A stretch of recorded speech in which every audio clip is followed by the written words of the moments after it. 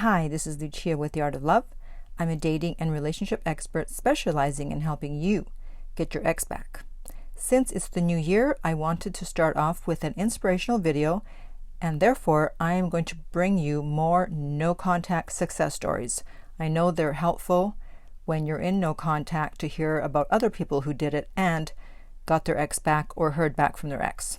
But before I start, I want to remind you to be sure to subscribe so you don't miss out on any future videos. And while you're at it, tap the bell icon so you'll be notified when a new video is up. All right, so the first one is actually from one of my coaching clients. And he says, my fiancé and I had been separated for exactly a month the day we had our coaching call. We are in an interracial relationship, and her dad pretty much disowned her for it for about 18 months. She wanted a relationship with her father badly, so she sacrificed her happiness just to make him happy. Of course, I was crushed, but I understood. She even went on a date with a guy who she thought would get her dad's approval, and the next day she called him and said, "I'm sorry, but I can't see you anymore. My heart belongs to another." She called me afterwards crying and said, "I can't do it anymore. I need you in my life. You are my life." We reconciled. Yay! Her dad, well, she said, "I have to be with the one man who makes me the happiest." Good for her. And yeah, this wasn't a girl in her 20s. She was actually a woman in her late 40s. So I'm surprised that this situation even came about. And obviously, it's unfortunate that racism still exists, but luckily she made what I think is the right decision. Okay, the next one is October 3rd, I started no contact. December 3rd, he contacted me. Very surprised, but not interested in him anymore. Thank you. See, so sometimes with no contact, you realize, you know what? Actually, I don't want to be with them anymore. And that's great, because then you can easily move on. The next one, to anyone feeling discouraged, my ex broke up with me in July, and we are back talking again, December 1st.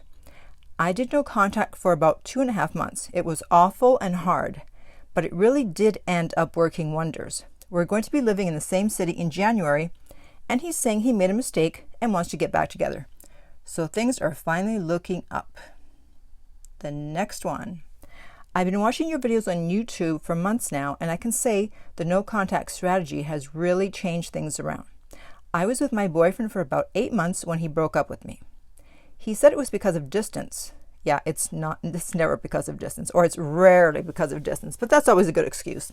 Oh, it's the distance. Sorry, it's the distance. Well, it wasn't the distance while we were dating, and now all of a sudden it is? Okay. Anyways, because of distance, as we were living in different cities at the time.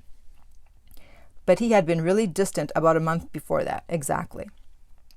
I was worried he had lost interest in me, but I decided to try no contact. He started to message and call me almost every day, and it was really tempting to fall back into it, but I did my best to ignore them because he was being lighthearted and just friendly. About 2 months, agonizingly slow, went by, and I hadn't responded at all. Good for you. And he had stopped trying. But then he suddenly reached out to me saying he missed me and regretted breaking up, that he made a mistake and wanted me back, etc. Yes, see, that's what happens when you ignore insignificant texts. If they want you back, they will suddenly step it up and tell you the truth of why they're reaching out. So maybe this can give hope to those who are dealing with a long-distance breakup. It's possible to get them back. We're talking again now, and we're planning to get back together.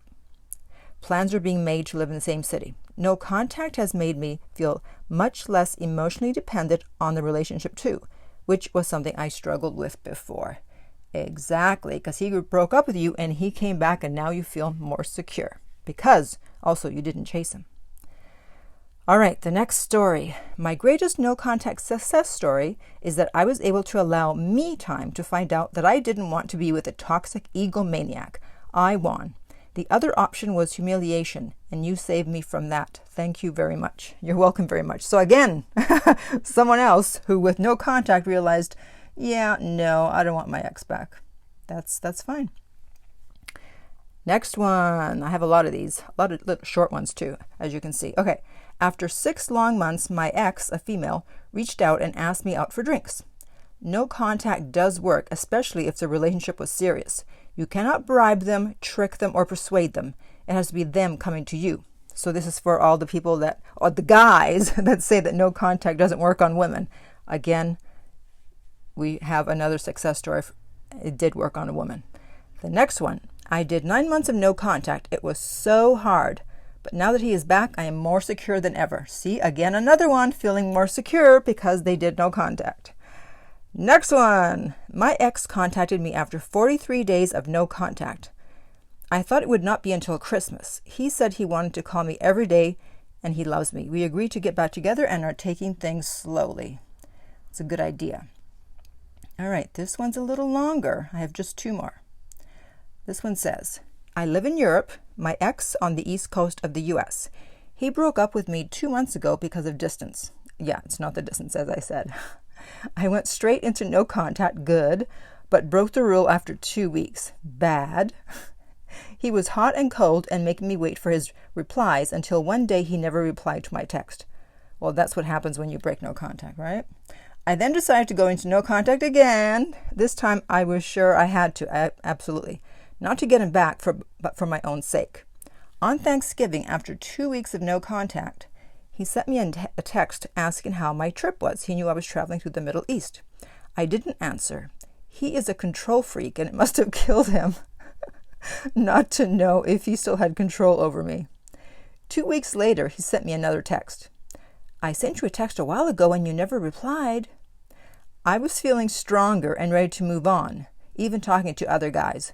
So this time I replied, and I said, oh yeah, I saw it, and I forgot to answer. Sorry. I love it. That's a great answer. Good for you.